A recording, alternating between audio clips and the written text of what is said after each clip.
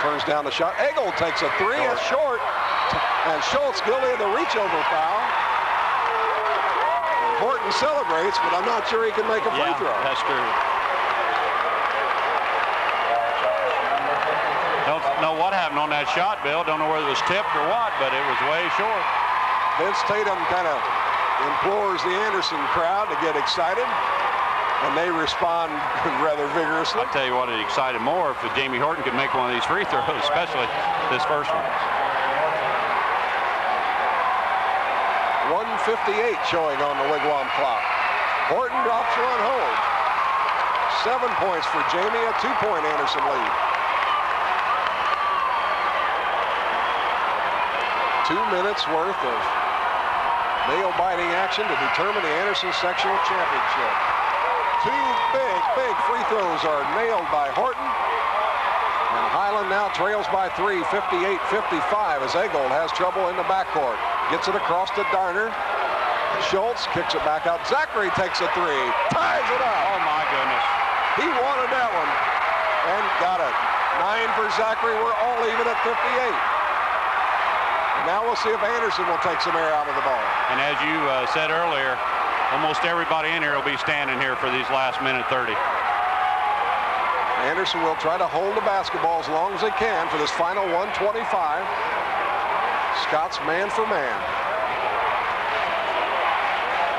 Don't go away, folks. This is what it's all about. Fuller kicks it to Tatum, who turns down the shot outside. Vincent wanted that, but Schultz had an arm up in his face.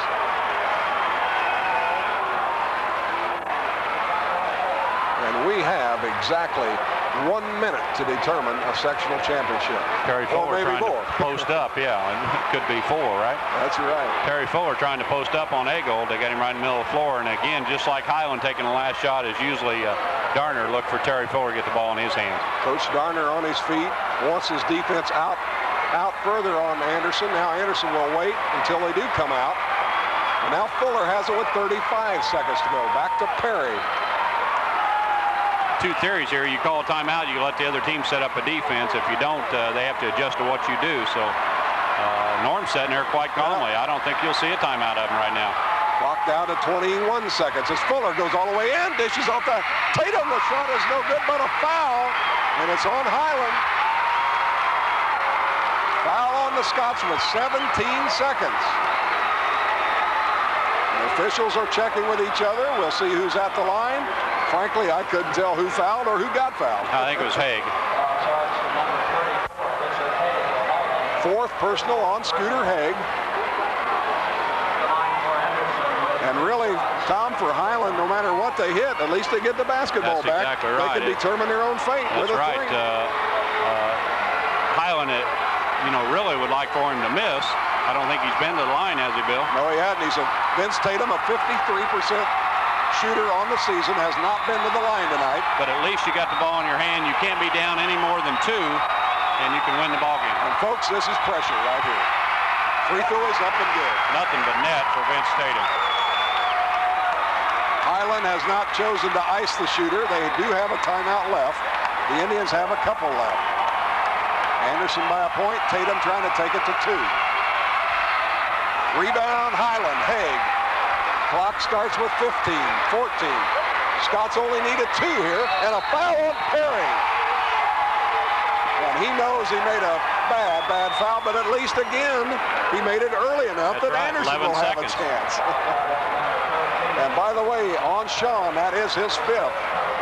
As Perry is gone with 11 seconds to go. Talk about pressure, Bill. Down 1, 11 seconds, 59-58 lead by Anderson. Link Darner, who's done it for him all year, at the line with the 1-and-1 and has not been shooting free throws very well. No, he has not. Tonight, 1 out of 2. He has 28 points, though. And I guess if I were Coach Darner, I couldn't think of anybody. But they're going to call a timeout as soon as they get ready to hand him the ball. Anderson has a timeout to burn, and they take it right here. We'll keep it right here with 11 seconds to go. And well, Tom, we said it was going to be this kind of game, and my friend, it has been. Well, they're not even talking about the free throws down there. It might make a small mention of, hey, Link, take your time, take a deep breath, knock these down. They're talking about what to do if he makes 1, what to do if he makes 2. Anderson's talking the same way. If he misses, we do this. If try to get the ball to Terry because they're going to foul. Highland saying if we make them both, we got to contest the ball coming up the floor. We can't. You got to know where Fuller is all the time. So, you know, a lot of times reactions just take over in this situation. And, you know, right up behind us are a couple of guys that know exactly what this situation's all about. Mark Geary and Troy Lewis sitting side by side, a couple of Indiana All-Stars in 1984. That's right. They've been here, haven't they? They have been here. Both were involved in that 1983 game we talked about in the pregame where David Jackson hit that big shot at the end.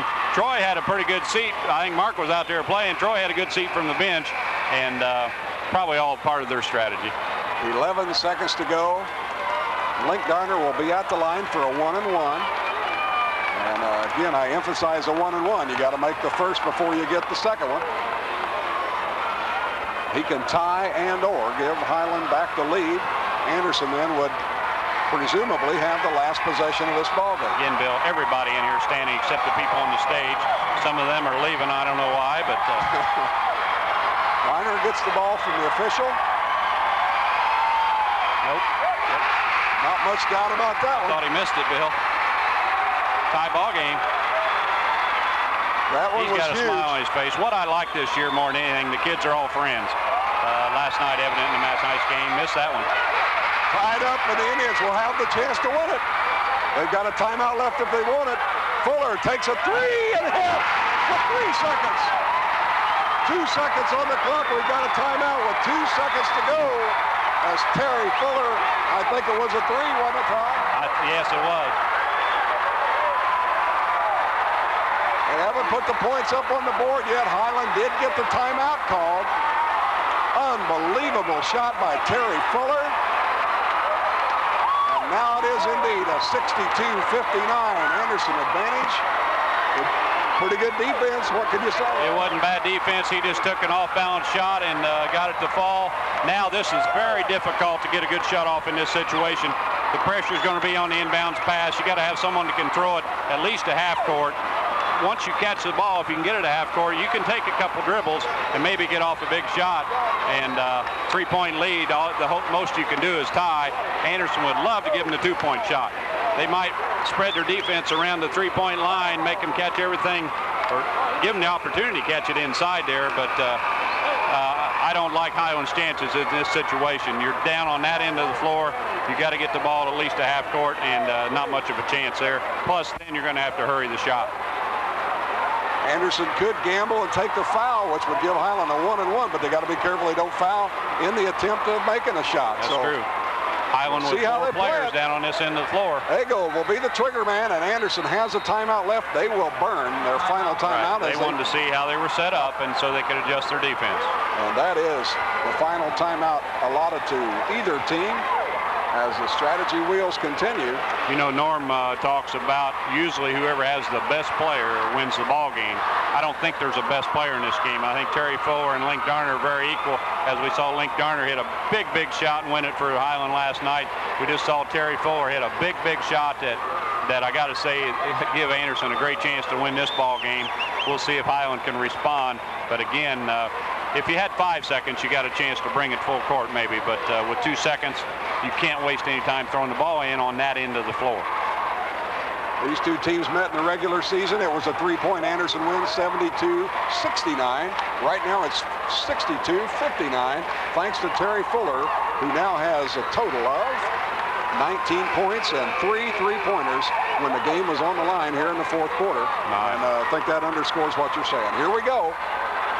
The final 2 seconds. Again, it'll be Eggold as Highland changes the alignment slightly. Garner is way down in the forecourt. Now Haig comes into the forecourt. Now they're guarding the out-of-bounds guy with the ball out of bounds. Eggold tries to get it in, and the ball is thrown away. Anderson wins. The Indians win it 62-59. Anderson, the sectional champions. And Highland once again taste defeat in a tough loss. Our congratulations as the Indians hoist Terry Fuller to their shoulders. As well they might. He had a marvelous game, including the game winner with about 2 seconds to go. Link Garner down on the floor is a very disconsolate young man right now. His father trying to console him. Or I believe Zachary, that is. Randy Zachary, or is that Link? That is No, that's Link. Yeah. And there is a very touching situation right there, folks. Coach and father, Alan Darner, son, and probable Indiana All-Star, Link Darner, closing out a marvelous career. And he had a great game. You know, it's just the same shot he had last night. That was a good shot. Terry Fuller probably hit a tougher one tonight under some pressure, and you know, that's high school basketball. That's you know, that's going to be a great lesson for Link to learn in life. All we can do is give them our condolences. They played a great tournament. 62-59 is the final. We'll keep it right here for just a moment as Principal Horace Chadbourne, the host principal here of the Anderson Sectional, will present first the runner-up basketball to the Highland Scots and then the championship trophy to the Anderson Indians. And the Indians continue to celebrate. They will now advance to the Anderson Regional, and believe me, they will be a very, very credible representative of this brutally tough Anderson Sectional next Saturday. We wish them the very best. We hope they go a long, if not all the way, through that tournament. And Bill, you're going to die when you see these stats because both teams had 23 field goals. Both teams had 8 free throws. Anderson hit 3 more three-pointers. And you talk about a three-pointer winning a game, as we see Coach Held being congratulated by his wife, Susie. And some other fans of his. Big win for the Indians. Well, I'll say it is. The Indians had not won for 3 years, and we're in danger of becoming the first Anderson group to go 4 years in a row without a sectional championship, but they took care of that tonight. And now the congratulations to the